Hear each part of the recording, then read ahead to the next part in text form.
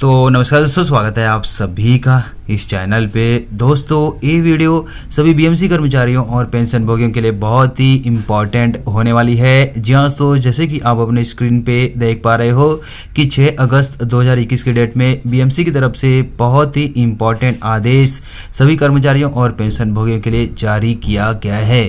जी हाँ दोस्तों, अभी तक क्या होता है कि बीएमसी कर्मचारियों को रिटायरमेंट के बाद जो बेनिफिट मिलता है, जैसे कि पेंशन, ग्रेजुटी, कम्यूटेशन, लीव इंकैशमेंट का जो भी पैसा मिलता है वो मानव संसाधन प्रणाली के माध्यम से मिलता है।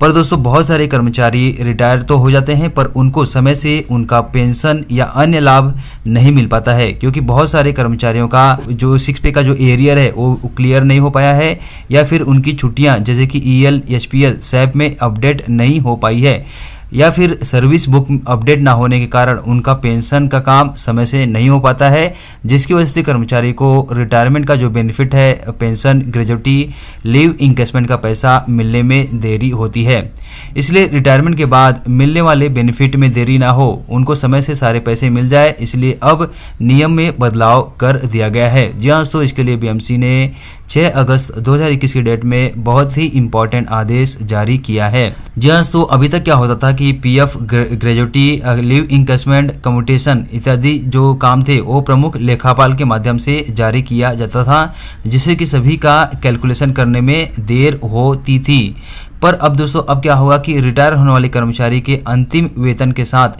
पीएफ का पैसा दिया जाएगा। उसके बाद अगर कर्मचारी का सब कुछ क्लियर है तो अगले महीने से उनकी पेंशन स्टार्ट हो जाएगी, यानी कि कर्मचारी जिस महीने अपना अंतिम पगार पाएंगे उसके साथ पीएफ का पैसा भी दे दिया जाएगा और अगले महीने से उनकी पेंशन एरियर के साथ भुगतान कर दी जाएगी और सभी रिटायरमेंट लाभ उनको दे दिए जाएंगे। अगर ये पॉसिबल बाई चांस नहीं हो पाता है, किसी केस में नहीं हो पाता है, मतलब कर्मचारी का कुछ पेंडिंग वर्क है, तो ऐसी कंडीशन में क्या होगा कि कम से कम उनकी पेंशन शुरू हो जाएगी पर अन्य लाभ बाद में दिया जाएगा, वो भी एरियर के साथ। सभी खाते प्रमुख स्थापना विभागों को कहा गया है कि 1 नवंबर 2019 के बाद जिनको अभी तक रिटायरमेंट का लाभ नहीं मिल पाया है तो उनके लिए इस प्रकार से कार्रवाई करें, उनको तुरंत लाभ देने के लिए कहा गया है। और भविष्य में जो भी रिटायर होने वाले हैं तो उनके लिए इसी प्रकार से कार्रवाई करने के लिए कहा गया है।